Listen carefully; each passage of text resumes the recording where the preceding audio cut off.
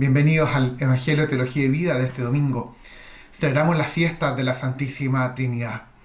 Siempre el primer domingo después de la Pascua será precisamente esta fiesta de nuestro Dios. La humanidad ha creído siempre en la existencia de un Dios que da razón a la existencia del universo.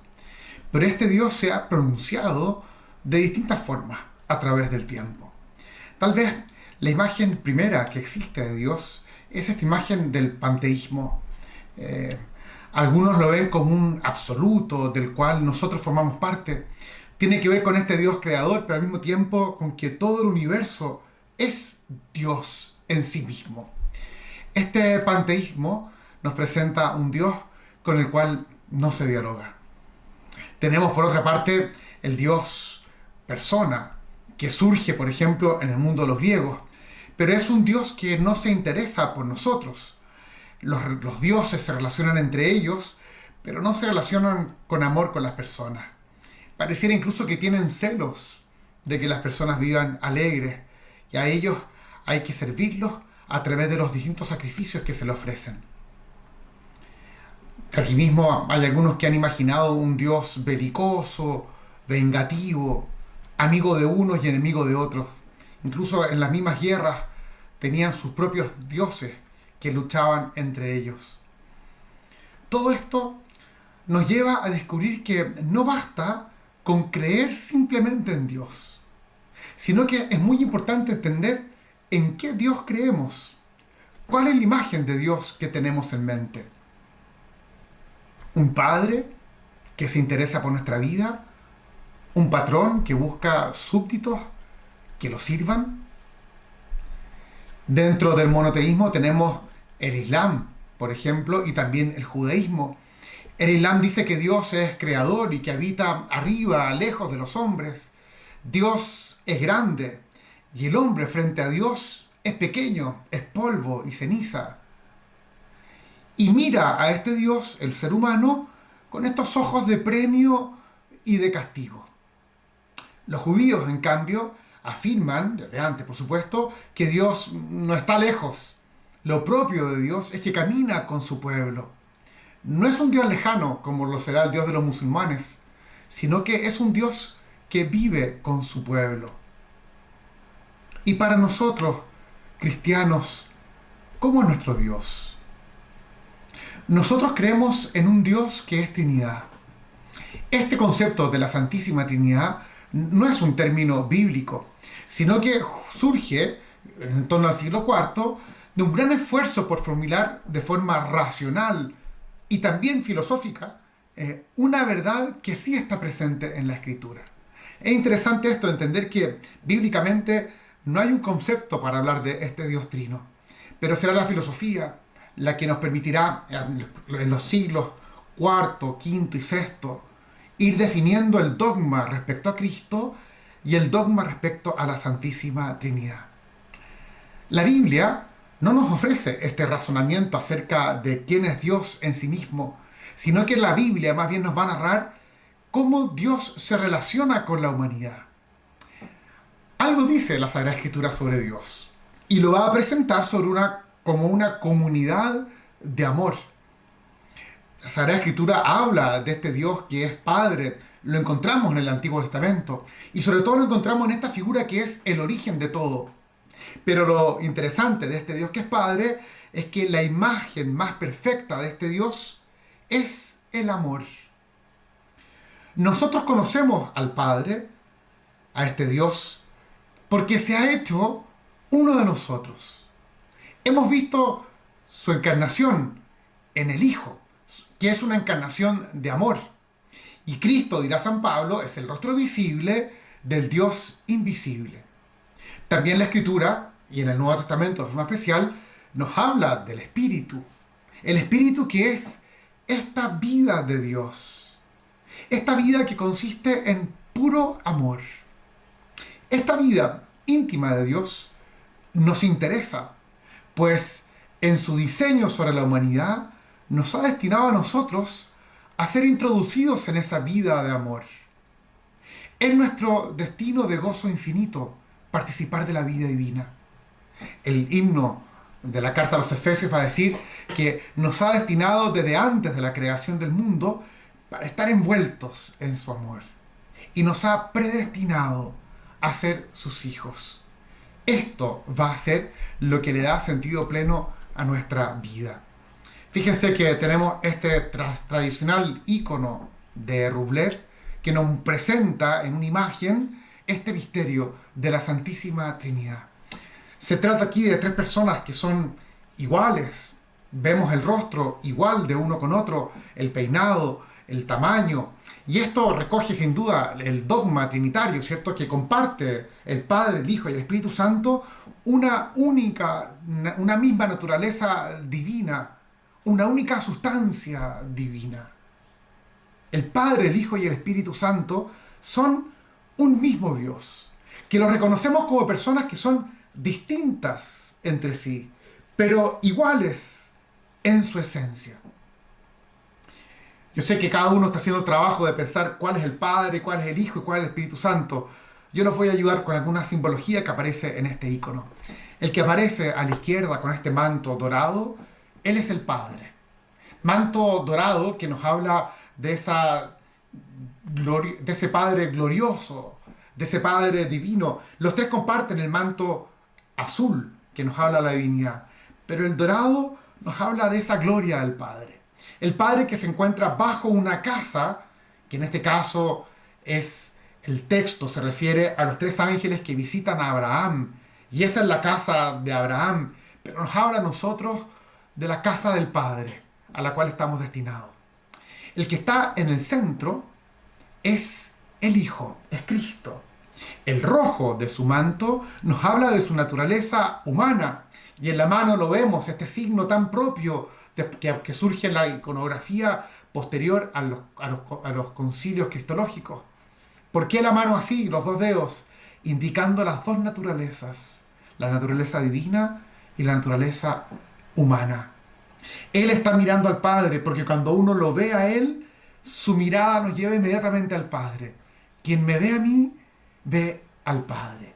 Y sobre Él aparece este árbol, que es la encina de Mambré, donde vivía Abraham, pero que nos hace una referencia también, sin duda, al árbol de la cruz, tan propio de Cristo. El de la derecha es el Espíritu, con su manto azul por su divinidad, pero con su manto verde también, que nos habla de vida, que nos habla de primavera, que nos habla del mundo. Está mirando, de hecho, al mundo, con la cabeza inclinada hacia el mundo, pero con los ojos mirando al Padre. Y es muy significativo, todo este colorido que aparece acá tiene que ver con los colores que utilizamos nosotros en la liturgia. En esta imagen de la Trinidad, nosotros estamos al frente de ellos y de alguna forma estamos invitados a sentarnos a la mesa con ellos. Esto es parte del misterio de la Trinidad. Nosotros podemos formar parte de esta vida divina. ¿Recuerdan cuando Jesús hablaba con Nicodemo? Le dice Jesús que es necesario nacer de lo alto. Nicodemo pensó que se refería a nacer de nuevo, pero Jesús le dice, no es de nuevo. Hay que nacer de lo alto. Para Nicodemo no tiene mucho sentido, porque la vida humana es necesariamente algo biológico, carnal, es frágil y está destinada a la muerte, porque pertenece a este mundo. Por eso, aunque haya un nuevo nacimiento, seguiríamos viviendo bajo esta forma terrenal, biológica. El libro del Coelet, del Antiguo Testamento, va a decir que el destino de los hombres y de la humanidad, ¿cierto?, es el mismo que el de los otros seres vivientes. Todos mueren, porque esta es la realidad del mundo. El mensaje del cristiano es que hemos recibido un don, una vida, como se la promete Jesús a Nicodemo, pero que no es de este mundo, sino que es la misma vida divina, es la vida misma de Dios. El mensaje fundamental de esta fiesta de la Trinidad es que no estamos destinados a la muerte biológica como el resto de la creación, sino que nosotros estamos invitados a una vida nueva. La muerte biológica viene, Pero ese no es nuestro destino. Hemos recibido el Espíritu de Dios y así nuestro destino es ser introducidos en la vida de Dios, en la comunión de amor de la Trinidad. Durante la última cena, Jesús menciona 5 veces el don del Espíritu. Dirá que será el Espíritu el que llevará a cumplimiento el proyecto del Padre. El Evangelio de este domingo de la Santísima Trinidad nos habla sobre la 5ª vez que Jesús en la última cena habla sobre este don del Espíritu. Escuchemos esta palabra. Durante la última cena, Jesús dijo a sus discípulos: todavía tengo muchas cosas que decirles, pero ustedes no las pueden comprender ahora. Cuando venga el Espíritu de la verdad, Él los introducirá en toda la verdad, porque no hablará por sí mismo, sino que dirá lo que ha oído y les anunciará lo que irá sucediendo. Él me glorificará, porque recibirá de lo mío y se lo anunciará a ustedes. Todo lo que es del Padre es mío. Por eso les digo, recibirá de lo mío y se lo anunciará a ustedes. El Evangelio no es fácil. Es San Juan, que no nos quiere hablar de crónicas y de acontecimientos simplemente históricos, sino que nos habla de una teología profunda. Jesús les dice en primer lugar a sus discípulos que tienen mucho que decirles, pero que ellos no son capaces de comprenderlo, o más bien que no son capaces de soportarlo todavía. Sin duda, se refiere al peso de la cruz. Cristo va a entregar su vida. Su muerte es difícil de comprender. Sobre todo sus discípulos lo verán como una derrota. Parece imposible entender este camino de salvación que incluye la muerte. Pero en el fondo, entendemos que la vida donada es vida que se convierte en divina. La vida que se entrega es aquella que permanece para toda la eternidad. Va a ser el Espíritu el que los va a guiar hacia la verdad y les permitirá comprender esto. El Espíritu nos hace comprender toda la verdad sobre Jesús. El Espíritu no viene a ampliar el mensaje de Jesús. Jesús ya entregó el mensaje total. El Espíritu viene a iluminar a los discípulos para que comprendamos de manera correcta la propuesta de Cristo. No se trata solo de comprender intelectualmente, sino que es necesario dejarnos involucrar por esta propuesta, adherir a ella como hombres y mujeres nuevos.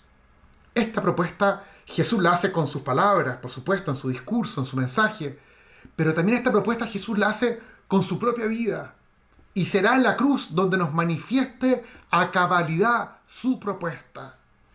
Quien nos introduce a nosotros en esta vida es el Espíritu. Podemos conocer todo sobre la vida de Jesús. Podemos conocer el sentido de su vida, aunque esto ya nos viene por el Espíritu. Pero luego es necesario adherir a esta propuesta. Bueno, este impulso también nos viene del Espíritu. Es decir, el Espíritu te lleva a conocer todo sobre Jesús. Pero además provoca ese impulso interior que te lleva a dejarte involucrar en este don de amor. Cuando Jesús habla de que el Espíritu anunciará lo que irá sucediendo, no se refiere a una predicción sobre el futuro, sino a aquello que se nos va manifestando como verdadero, como que tiene sentido. En cada momento hay una voz interior, que es esa vida divina que está en nosotros, que nos muestra la verdad, que nos muestra aquello que trasciende, que nos muestra aquello que tiene verdadero valor. Y también nos muestra aquello que verdaderamente no vale, nos muestra eso que no cuenta. Desde ahí, desde aquello que tiene valor trascendente, es donde vamos adhiriendo a la propuesta de Cristo. Después, Jesús explica cómo actuará este Espíritu. Y dice, este Espíritu me glorificará. Ya sabemos, lo hemos visto varias veces. En San Juan, Jesús ha glorificado al Padre. O sea, nos ha mostrado el verdadero rostro del Padre en la cruz. ¿Qué significa esto, la glorificación? Nos muestra quién es Dios, precisamente cuando nos ama hasta el extremo. Nadie había imaginado a un Dios tal como lo presenta Jesús. En Cristo ha brillado el rostro de Dios de una forma perfecta. Y sabemos que es sobre la cruz donde se manifiesta de forma total este rostro. Uno pensaría que el Calvario es el oscurecimiento de la gloria de Dios. Pensaríamos, como lo pensaron seguramente los discípulos, que es la derrota de Dios.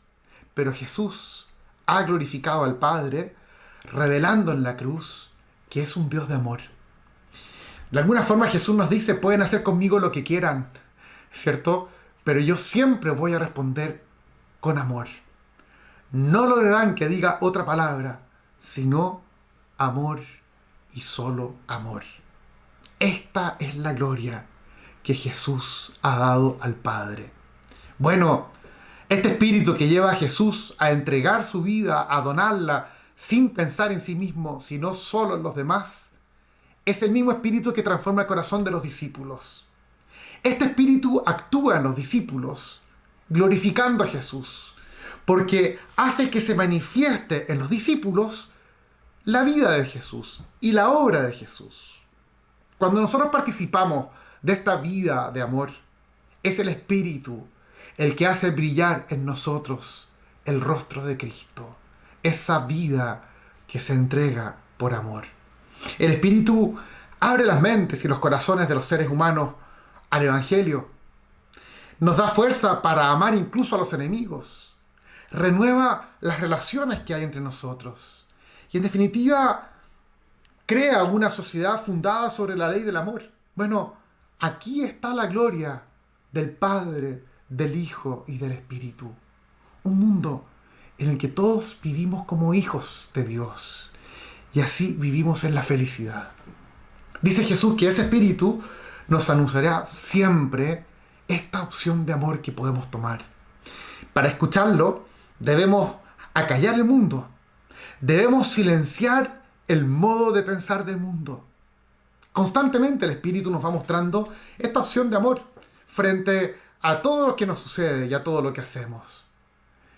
Hay algo que hemos escuchado muchas veces. Hay cosas que controlamos y hay otras que no controlamos, que simplemente suceden. Bueno, lo que siempre podemos controlar es cómo reaccionar frente a las cosas que nos suceden. El Espíritu, desde nuestro interior, siempre nos susurra y también siempre nos da la fuerza para que podamos reaccionar con amor. Es el único camino del cristiano. Finalmente, ¿a quién le rezamos los cristianos?